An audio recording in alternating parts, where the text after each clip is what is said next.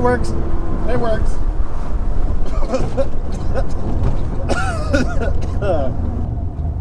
Oh, good Lord. Never doing that again on Toyos.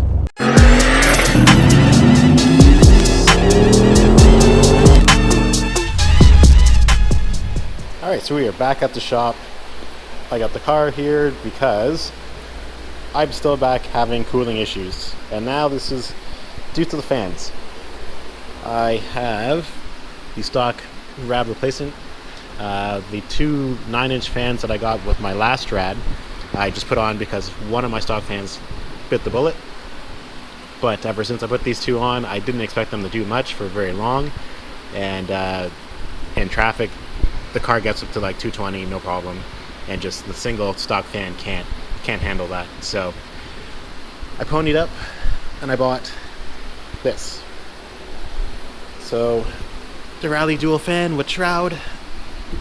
This is their highest flowing CFM package that they got. It's about 4,000 CFM, so this is what a lot of people use for big blocks, high horsepower cars. So this is the way to go. I gotta modify it. So the shroud from about here to here, I need a notch for the steering box. I'm probably gonna cut this down in terms of depth wise to allow more room for when I do replace the rad with a 2 or 3 core rad. So I just want to prepare for that because my 3 core was quite a bit thicker than the stock one. The hold down itself barely fit on it, so it stuck out pretty much right up to the intake tube here, so quite a bit of room was taken up by that. So we're going to get this off. We're going to start taking off the stock fan and the 2 little POS eBay fans that I got, and then work on modifying this guy. So let's get this out of the box and see what I'm dealing with. Alright, so I'm about 20 minutes into this. So I watched a couple YouTube videos in regards to 3rd gens and having these fans, and they always say to make a notch for the steering box, so I did that already. You can see that video on, I believe it's Clowny69 on YouTube with his Camaro. So I'm pretty much following that. But when I'm doing things different in regards to where I made my notch, I didn't overlap the 2 pieces, I cut them in the middle. And I didn't really seal this off completely just because I'm probably going to shave the whole thing down, probably about ½ an inch or so. Just to buy myself some more real estate inside the car because my piping is really close to this as it would probably sit. I haven't tried to fit it yet, but I already know it's tight. So on the inside of the fan, you do have quite a bit of room in between the fan blade and the very edge of the mount or the shroud. So I want to kind of bring this down right as close to the rad as possible and then mount it all back up. So I'm probably going to cut all the way around and bring the fans in closer to make more room on the backside. So I've also put the wiring through just because I don't want to do the wiring inside the shroud, and my factory wiring is all behind here anyway. So I'm going to mark this up and cut it all off. I got the shroud trimmed up. I trimmed all the way around. I left myself about a 1/4 inch gap just to buy myself some real estate because it is tight. Let me say that these things, when you just put some power to it, it blows itself away on the floor. So it moves quite a bit of air, which I'm happy for. So now we're going to take everything apart up here and start seeing how well that fits and if I got to modify anything else to make it fit. Okay, so when I say that I definitely needed to cut that down, it was pretty bang on. Look at that. So just going to wiggle it down in between the pipe there and just see how well it sits, and we will then put the gasket over it so it seals very nice to the rad. But I think this was the right decision, and then we will wire it up. Good thing is I have the first fan on a manual switch as well, so it is controlled by the ECU, and I have a manual switch in case I want to turn it on earlier, or if I'm parked somewhere and just want to get some extra cooling in the meantime. I have that switch there so I can test that one out. The secondary fan is only controlled by the ECU, so when it kicks on for temperature, I believe I have the secondary turned to come on at about 190 or 195. So yeah, let's finish wiggling that in, and then we'll take it back out. Once I know everything's good, we'll put the gasket on and wire it up.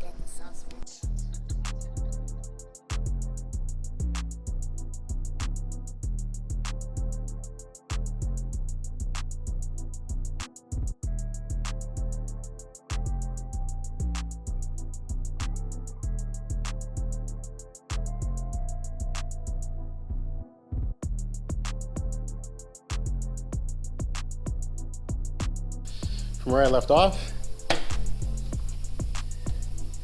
we cut. So now I stood up the rad, which allows me to have a lot of room clearance for the wastegate. Allows me to slide the fans out, which is perfect. Hopefully, if I go to a bigger rad, I might come very close to just it resting about here, which gives me another like 1/4 inch or so. I probably might have to modify the bottom to bring the bottom in as well to stand it up, but right now, this works. So I'm going to pull the fans out and do some wiring for them, and then I got to figure out in terms of now with mounting the top cover, just a way to secure it. I don't know how well this might actually hit the hood right in that area, being stood up a little bit more, but that's another problem that will happen near the end of the video probably. Alright, so I just finished up, put everything back together. So got myself a little bit of real estate. When I do replace my rad, I'm going to kind of redo in between the rad and the core support and just kind of seal it off again. Everything's been disturbed now and I don't have more material to do it, but I will the next time, because it did make a difference in sealing off the gaps and stuff, so that the only airflow into the rad is just from the front and doesn't, or maximizes what it can do. The shroud also will do that also. When I also change the rad, just a small little mounting holes for the shroud, I'm going to seal those off, and that way there's no channel, but then again they have flaps, so who knows. Yeah, that's really it. Let's go take this for a drive and see how well it keeps cool. Alright, so we are back at the house here, the home garage, and let me bring you over to what the problem is. So, in the last clip, I mentioned that I got the dual fans in, things are working great, go for a drive, and everything's running super cool. Did a couple pulls, low boost, temps were easily 180, 190, come back down. Primary fan would keep things really well into check, and I was super happy with that. So I go down one of the known streets I like to make a full rip at. I turn it up to full boost, make one hard pass, and all I hear is pow. Psst.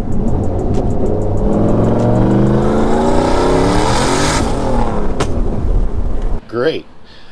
I start to smell coolant. I'm like, well, something let go.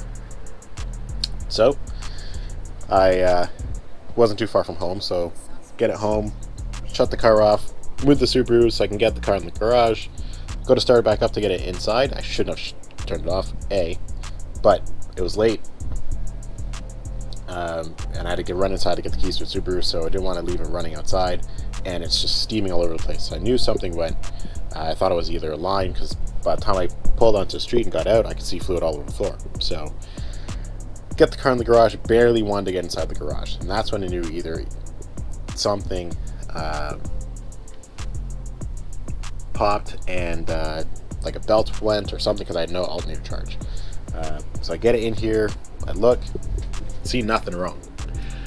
So I'm like, well, that's fantastic. Belt's good, everything's soaked in coolant all over the windshield, it's empty, And I'm like, well, what could have gone wrong? Then I realized I fucked up somewhere. So when I had the stock rad fan go out and I had to make it to the track the next morning, I literally had these two fans that came with my original 3-core rad that I had on last year. So I was like, well, I'm in a pinch. I don't have another stock rad to put on. I need something. So I put these two fans on and used the universal, I guess, kind of like zip ties that go through the rad fins. I'm pretty sure when I went to take these off to put the new fans on, these being so tight to the rad, when I went to pull them off, I probably bent a couple fins, and then they started to leak. And when I hit high pressure, let go. I am pretty sure that's where I'm going to find my current situation. So I had to throw the rad back out and all the stuff I just did. Change the rad, which is, I won't say it's hard to do. It's a pain to get to the bottom hose and where the clamp is. I'm not sure if I got to go from underneath. I can't remember how I positioned it. And it's a pain to slip it off the rad. No matter which way I go to undo the line, it's a pain to get to. So I'm going to try to get it off. If you can see right down in here, slide it off from the water pump, but it's hard to pull up afterwards, and I don't want to damage it because with my luck, that will happen. So get this guy off, get the fans out, see if there's any fluid still in it. There probably is a little bit of residual. I don't know how much has completely come out, but I don't think there's much left to the system right now. And I'll show you what I got to replace it. So this is what's going in. This is a Northern Radiator dual core 1-inch tube rad. This thing, compared to my eBay 3-row that I had, is thick. I'm worried about fitment with this guy. This guy is got some girth to it. So I have no doubts this will work well. I'm just not sure if it will fit well, and I might have to do some more radical cuts. This was almost pretty much the same cost that I paid for my 3-row last year off eBay. Relatively, I think, around the same size, if not a little bit bigger. The tanks are beefy. This having the 2-row 1-inch tube, look at that. A lot of people say that going between a 2-row, 3-row, the main difference in cooling capability is the fin size or the tube size. So you can go with a 3-row, which in turn will hold more fluid, but the fins are smaller, and that doesn't help as much dissipate heat.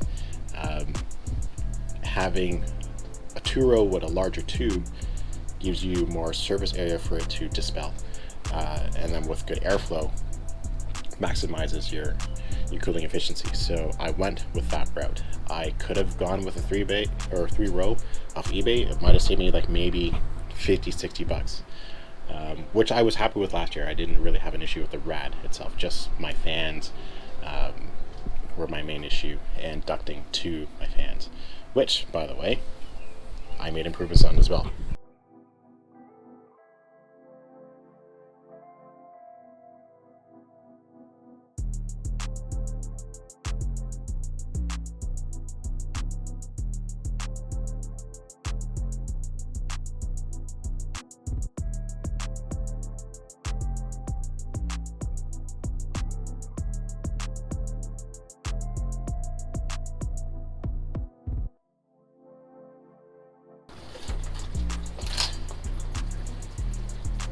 There it is, all torn up. Look at the size difference between stock, aftermarket. Now this is nicely built. So billet, pretty thick, and I mean thick.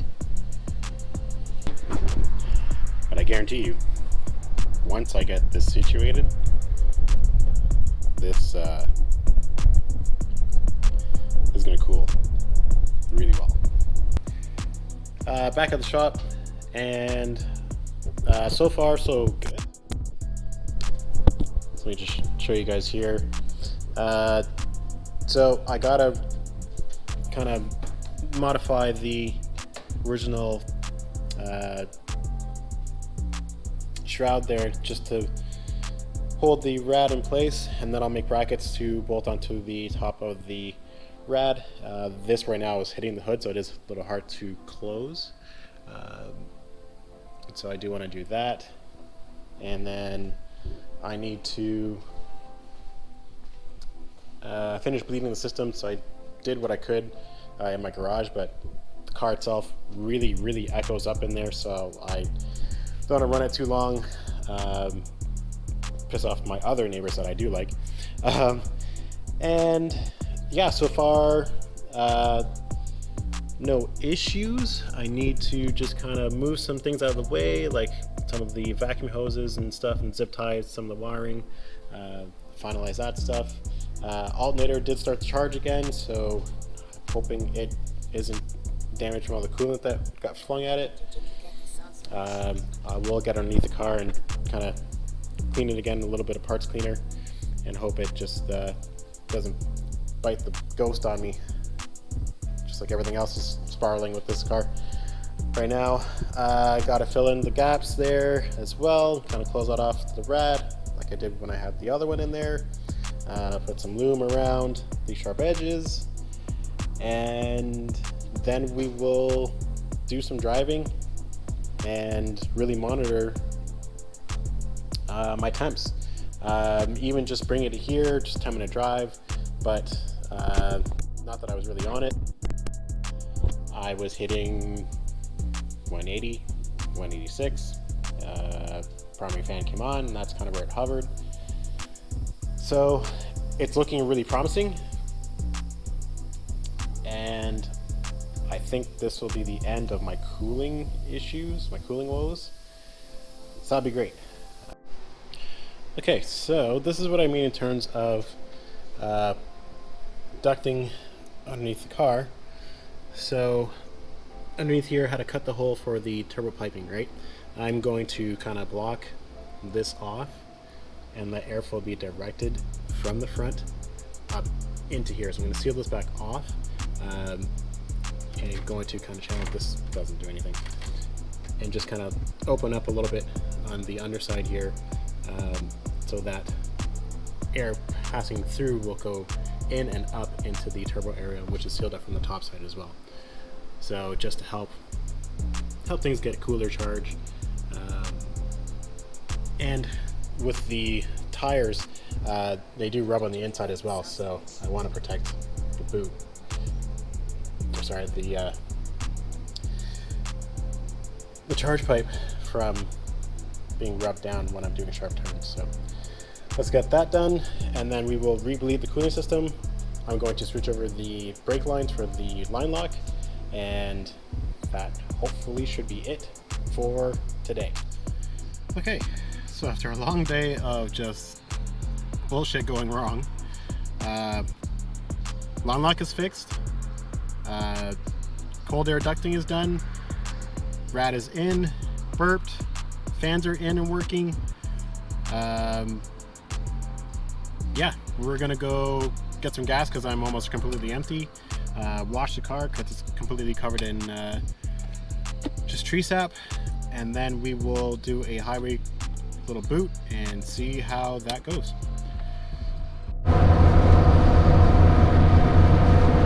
Okay, so I'm just cruising on the highway right now. I'm getting really good temperatures right now. So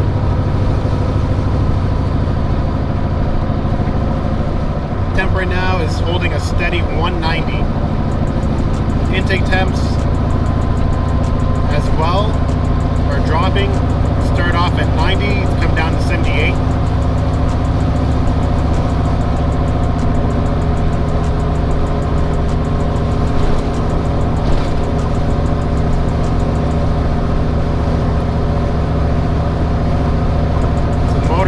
loving this temperature right now. It's super responsive at this point.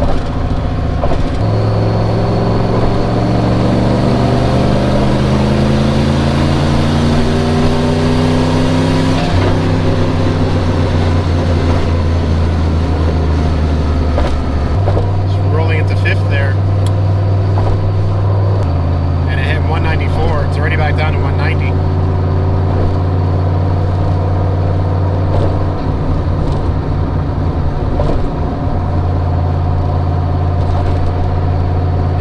Temp went up to 82, and then meth brought it back down to 78.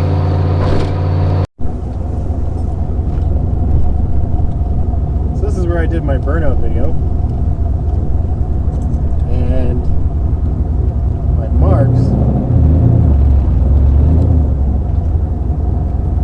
are from about here. Jesus. So let's see how well this long lag works now.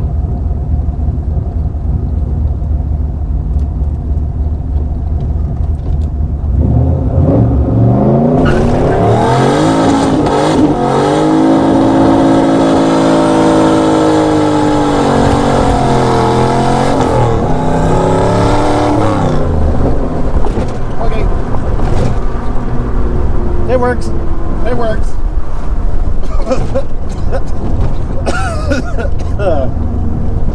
Woo. Let's take a quick look at that. Oh my god. I'm not doing that again on the tires.